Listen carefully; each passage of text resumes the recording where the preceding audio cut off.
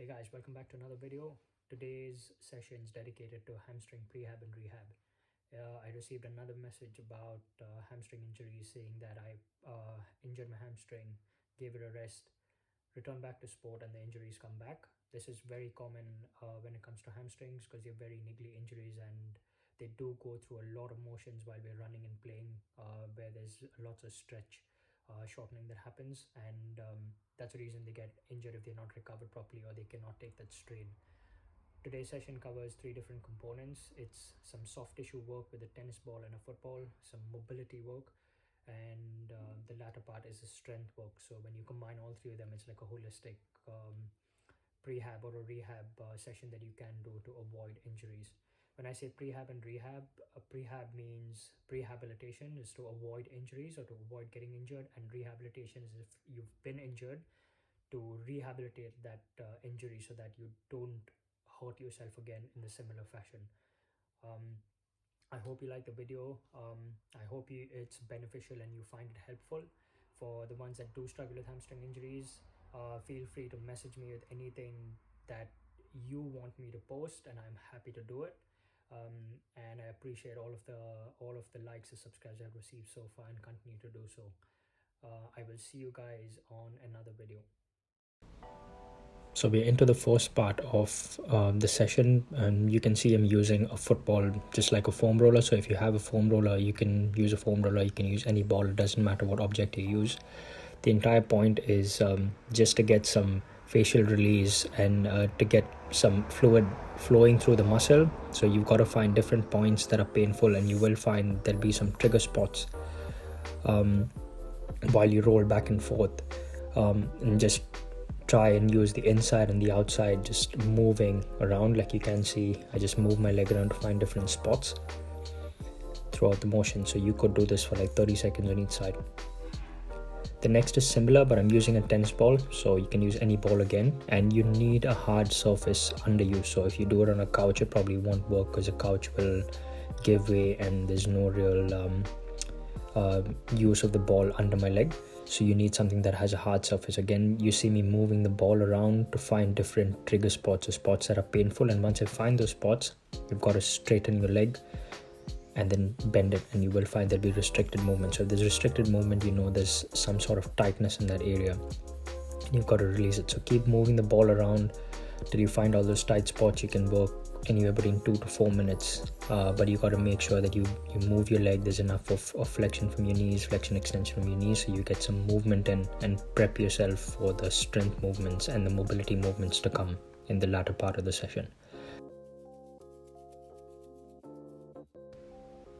Okay, we're now into some dynamic mobility. So you can use any kind of TheraBand or something that you can attach onto your leg that will allow you and give yourself like a lever to go in and out with your legs. So the whole concept of this is you've got to keep your knee completely straight and try and go deeper and deeper into the stretch each time you go. So there's two different variations. The first one is straight, this one's out to the sides. So I'm also working my hips and my hamstrings from a different angle.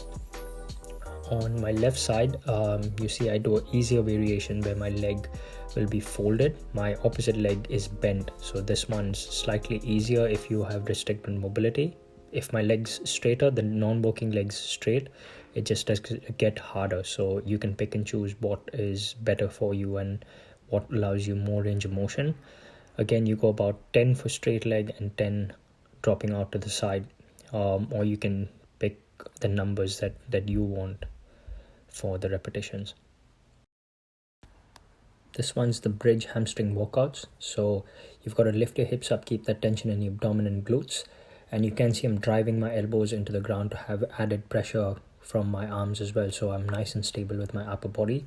And from that point, you've got to have your toes up in the air, only heels on the ground, and take small controlled steps till you walk out and your knees are completely straight, or till it allows you. So you may not have straight knees simply because of strength restrictions, so pick and choose where you can go for, and you've got to walk your way back.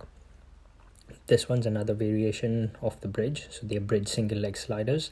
So one leg stays stable, the other one slides in and out. You can use socks or any object or anything that will allow you to slide in and out. Basically, the other leg's got to stay nice and straight. Key is to keep your hips up and really crunch the abdomen and glutes. This one is just a progression, so you can see my leg that is stable is now slightly more extended from the knees. So this is because I'm just tampering with the lever of my knee. It makes it harder on the hamstring, so you choose what suits you best. Next, we're into the banded hamstring curls. So you just need a band around your ankles and controlling the motion while you fold your leg completely in. Feel the tension on the hamstring muscles and then control the extension of the knee back out. So it's key that you create that tension in the hamstrings and control on your way back down. Again, choose the tension of the band that you need. So you could be closer, further away, or if you have a stronger band, it depends what kind of a band you're using. So, but the key is contraction and controlling on the way back.